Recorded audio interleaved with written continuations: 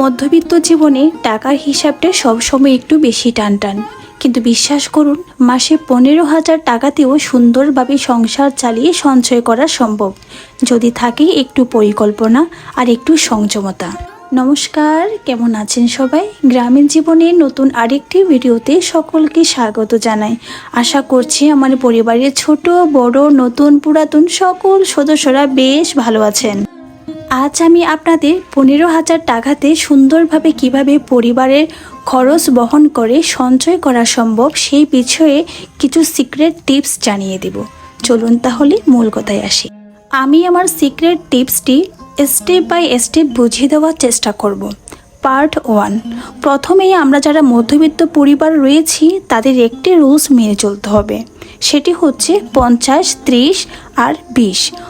অর্থাৎ 50% রাখুন সংসারের খরচের জন্য বা দরকারি খরচের জন্য, 30% রাখুন নিজের পার্সোনাল খরচ বা টুকিটাকি খরচের জন্য, আর 20% রাখুন সঞ্চয়ের জন্য।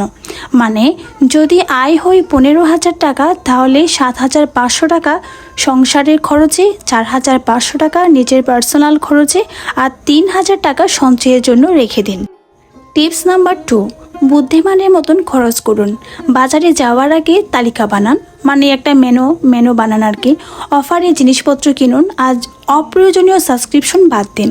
প্রতিদিন অন্তত 50 থেকে 100 টাকা আলাদা করে রাখার অভ্যাস তৈরি করুন। মাস শেষে দেখবেন এই অল্প অল্প টাকাগুলো কিন্তু বড় একটা অ্যামাউন্টে পরিণত হয়েছে। অযথা মোবাইল বিল, রিচার্জ, বাইরে খাওয়া দাওয়া, ফাস্টফুড খাওয়া, এমনিতে জাস্ট হালকা পাতলা টাকা উড়িয়ে দেওয়া, এই ধরনের অভ্যাসগুলো একটু বর্জন করতে পারলে সঞ্চয় করা একদমই ইজি। Step number 3। মানসিক প্রস্তুতি ও ধৈর্য। এটাকে এক ধরনের সাইকোলজি স্টেপে বলা যায়। কেননা আমরা যারা মধ্যবিত্ত পরিবারে বিলং করি তারা আসলে চাইলেই হুটহাট করে টাকা জমানোর যে ভালো অভ্যাসটি এটা কিন্তু তৈরি করতে পারি না। তার জন্য প্রয়োজন মানসিকতা।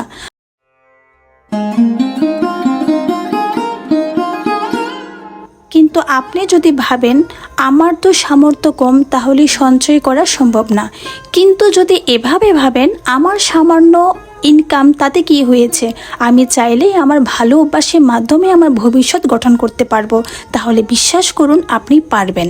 একটা কথা বিশ্বাস করেন, আজকের এই 3,000 টাকার সেভিংস কিন্তু একটা সময় 30,000 টাকায় পরিণত হবে। এটা শুধু করতে পারবে আপনার নিয়ম এবং আপনার মানসিকতার মাধ্যমে। তো এই ধরনের ছোট ছোট স্টেপগুলো যদি মেনে চলতে পারেন, তাহলে আপনি মধ্যবিত্ত পরিবারের থেকেও কিন্তু 15,000 টাকার মধ্যেও সেভিংস করতে পারবেন। আমাদের গ্রামে একটি অনুষ্ঠান ছিল, তাই জন্য আমি আমার বোনকে শাড়ি পরিয়ে দিলাম। তবে যাই হোক, আজকের ভিডিওটি এই পর্যন্ত। যে যেখান থেকে আমার ভিডিওটি দেখেছেন সকলকে অসংখ্য ধন্যবাদ।